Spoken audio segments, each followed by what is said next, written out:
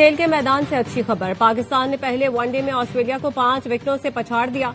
1000वां one day बन गया यादगार। पिंडी में कैंगरूज बने शाहीनों का शिकार। पाकिस्तान ने 201 रन का हदफ आसानी 43वें ओवर में हासिल किया।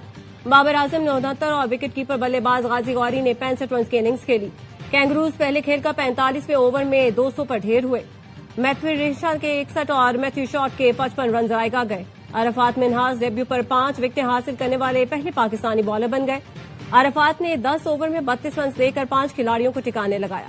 सीरीज का दूसरा वनडे मंगल को लाहौर में खेला जाएगा।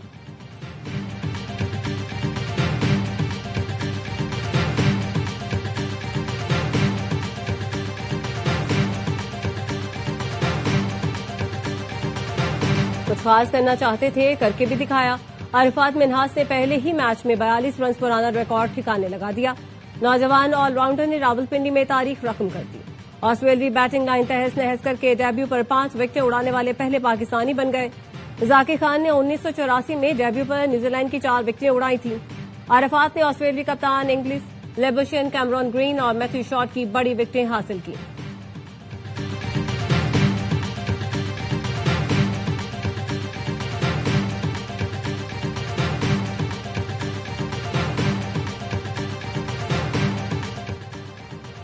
सदर ट्रंप ईरान से जंगबंदी में तोसी के मुआहदे पर फैसला न कर सके। अमरीकी सदर ट्रंप की जेर सदारत सिचुएशन रूम में अहम इजलास बेनतीजा खत्म। अमरीकी वजीर जंग पीट हेग्जिथ कहते हैं ईरान के साथ जो भी डील होगी अच्छी होगी। मुज़ाकरात अच्छे रहे। ईरान अच्छे तरीके से जानता है उसे क्या करना है। ट्रंप अमरीकी मफादात पर ही मुआहिदा करेंगे। कहा पाकिस्तान अमरीका का मुखलिस दोस्त है। दोनों के दरमियान सच्ची दोस्ती परवान चढ़ रही है। वजीर आजम और फील्ड मार्शल अब मुज़ाकरात में शानदार किरदार अदा कर रहे हैं। सदर ट्रंप की जेर सदारत सिचुएशन रूम में अहम इजलास बेनतीजा खत्म। सदर ट्रंप ईरान से जंगबंदी में तोसी के मुआहदे पर फैसला न कर सके। न्यूयॉर्क टाइम्स ने दावा किया सिचुएशन रूम में होने वाला इजलास 2 घंटे तक जारी रहा। इजलास के बाद व्हाइट हाउस अहदेदार ने कहा सदर ट्रंप सिर्फ ऐसे मुआहदे को कबूल करेंगे जो अमरीका के मफाद में हो। ईरान को किसी भी सूरत जौहरी हथियार हासिल नहीं करने देंगे।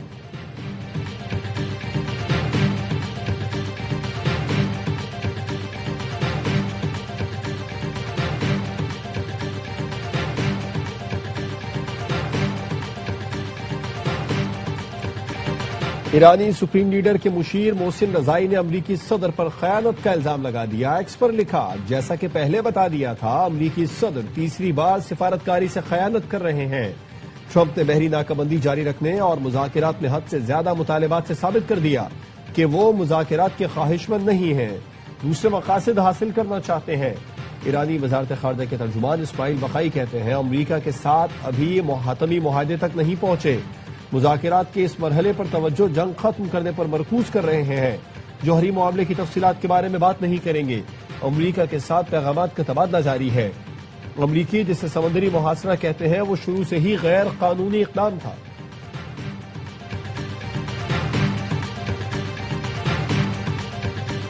अमेरिका ने ईरान के $1 अरब मालियत के क्रिप्टो असासे जब्त कर लिए। अमरीकी वजीर खजाना स्कॉट बेसेंट ने कहा ईरान पर आयद पाबंदियों में किसी भी किस्म की नरमी मरहलावार और बतदरीज की जाएगी। वेगन नेशनल इकोनॉमिक फोरम में बताया सदर डोनाल्ड ट्रंप की जानिब से ईरान के खिलाफ शुरू की गई मुआशी मुहिम के तहत तकरीबन $1 अरब मालियत के ईरानी क्रिप्टो करेंसी असासे जब्त कर लिए हैं।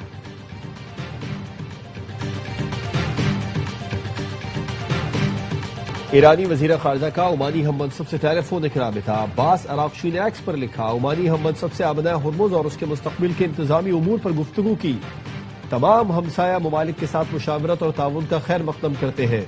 आबना हुर्मुज से मुतालिक पाकिस्तान मामलात पर ओमान और ईरान की पॉलिसी खुद मुख्तार जिम्मेदारियों और बैनुल अक़वामी कानून के उसूलों के मुताबिक होगी। ईरानी वजीर खारजा ने ओमान के बादशाह से भी राबिता किया, मुज़ाकराती अमल से आगाह किया। अब्बास अरागची ने लबनान पर इसराइली बमबारी की मजम्मत की। कहा लबनान पर जारी इसराइली बमबारी पर ओआईसी को फौरी एक्शन लेना चाहिए।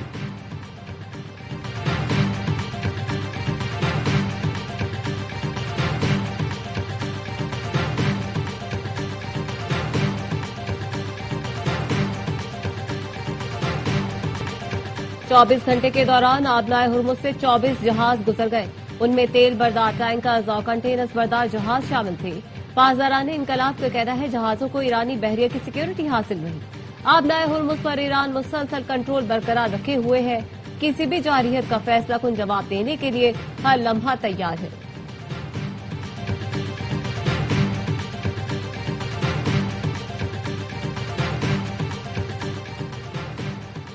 ईरान के कुवैत में अमरीकी एयरबेस पर हमले में मुतादिद अमरीकी फौजी जख्मी हुए। ब्लूमबर्ग का कहना है कि ईरान ने बैलिस्टिक मिसाइल से एयरबेस को निशाना बनाया।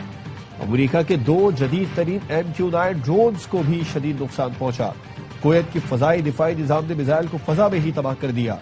ईरान ने 2 रोज पहले नाम लिए बगैर अमरीकी अड्डे पर हमले का दावा किया था।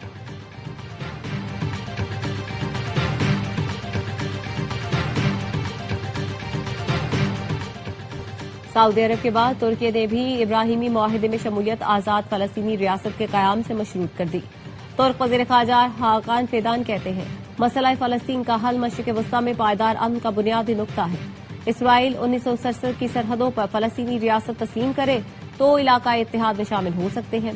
हाकान फिदान ने पाकिस्तान, सऊदी अरब, मिस्र, खलीजी ममालिक पर मुश्तमिल इलाकाई प्लेटफॉर्म बनाने की तजवीज़ भी दी। कहा हालात मामूल पर आए तो ईरान भी मुजव्वज़ा इलाकाई फोरम का हिस्सा बन सकता है। खित्ते के तमाम ममालिक को एक दूसरे की खुदमुख्तारी और सलामती का एहतराम करना चाहिए।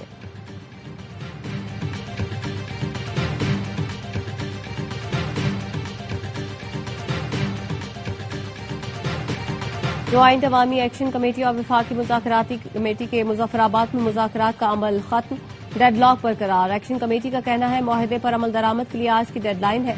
तमाम निकात पर अमल दरामद यकीनी बनाया जाए। एक्शन कमेटी का मुतालबा है मुहाजिरीन की नशिस्तें खत्म की जाएं। रहनुमा एक्शन कमेटी का कहना है आवाम से किए गए वादों की तकमील ही मुज़ाकरात की कामयाबी की जमानत है।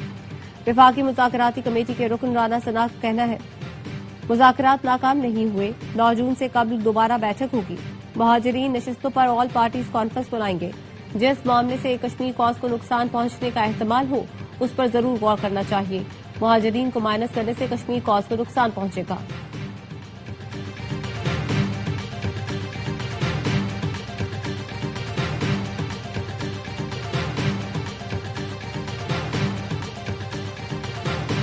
लीगी रहनुमा ख्वाजा साद रफीक और PTI रहनुमा असद कैसर समेत मुतादिद मुसाफिरों की स्कर्दू की फ्लाइट मिस हो गई। लीगी रहनुमा साद रफीक कहते हैं आज इंतखाबी मुहिम के सिलसिले में स्कर्दू जाना था। बर वक्त इस्लामाबाद एयरपोर्ट पहुंचा तो देखा रावलपिंडी पुलिस ने ट्रैफिक रोका हुआ है। मुझ समेत 13 मुसाफिरों की फ्लाइट मिस हुई। सैकड़ों मुसाफिर, खवातीन, बच्चे और बुजुर्ग रुल गए। असद कैसर ने कहा तमाम सियासी जमातें गिलगित में इंतखाबी मुहिम चला रही हैं, लेकिन PTI को दीवार से लगाया जा रहा है। मुझे स्कर्दू जाने से रोक दिया गया। क्या हम पाकिस्तानी नहीं?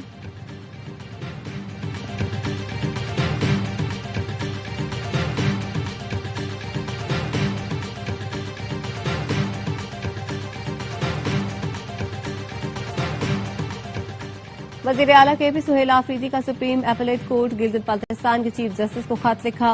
गिलगित बल्तिस्तान में इंतखाबी माहौल से मुतालिक तशवीशनाक इत्तलात मौसूल हो रही हैं। एक सियासी जमात की इंतखाबी सरगर्मियों जलसों पर गैर जरूरी पाबंदियों की इत्तलात है। सियासी कारकुनों और रहनुमाओं की गिरफ्तारियों और सियासी सरगर्मियों में रुकावट पर शदीद तशवीश है। ऐसी सूरत हाल इंतखाबी अमल की शफाफियत और साख को मुतासिर कर सकती है। आइन हर जमात और शहरी को आजाद, मुनसिफाना, गैर जानिबदार इंतखाबात में शिरकत का हक देता है। अदालत से आजाद, शफाफ और गैर जानिबदार इंतखाबात के लिए मुतालिका इदारों को हिदायत देने की इस्तदा।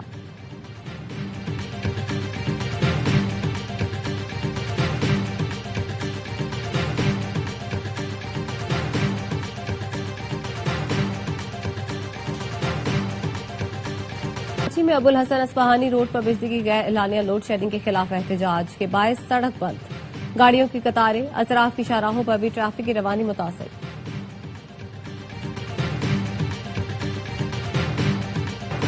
IMF ने इलेक्ट्रिक गाड़ियों और सोलर पैनल को अशराफिया की जरूरत करार दे दिया। जराये का कहना है बजट में इलेक्ट्रिक गाड़ियों पर सेल्स टैक्स 1 से बढ़ाकर 18% किए जाने का इम्कान है। हाइब्रिड गाड़ियों पर भी टैक्स 1 से बढ़ाकर 18% किए जाने का इम्कान।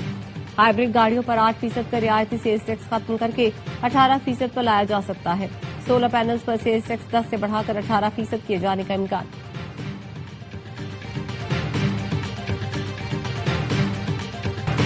ईद पर वजीर आला पंजाब मरीम नवाज की मेजर सर्जरी हुई, 3 दिन अस्पताल में रही। ICU से पूछा बाहर सफाई हो रही है। सीनियर वजीर मरियम औरंगजेब की मीडिया से गुफ्तगू, कहा शदीद गर्मी में सुथरा पंजाब के सिपाहियों ने 72 घंटे काम किया। वजीर आला की तरफ से तमाम वर्कर्स को 10,000 रुपए दिए जाएंगे। हमसे पहले नाहल टोले ने सफाई पर मामूर कंपनी को जेल भेज दिया था। उनका विजन था कि इंतकाम लेना है, भले अच्छा काम हो रहा हो।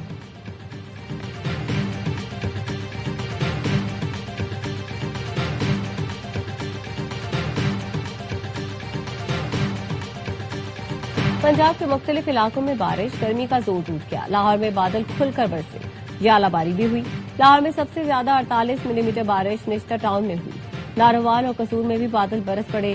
गुजरात और गिरदोनवाह में गरज चमक के साथ बारिश, पास मकामात पर यालाबारी। चिन्योट और गिरदोनवाह में आंधी और गर्दालूद हवाएं। आजाद कश्मीर के इलाके मीरपुर में बारिश से मौसम खुशगवार। कोटली में भी रिमझिम से शहरियों के चेहरे खिल उठे।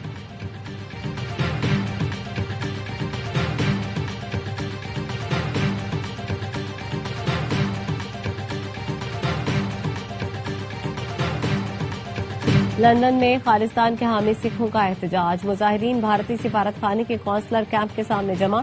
खालिस्तान हामी सिखों ने इल्जाम लगाया कि भारतीय कौंसलर कैंप ब्रिटिश भारतीय मुखबिरों की भर्ती का मरकज है।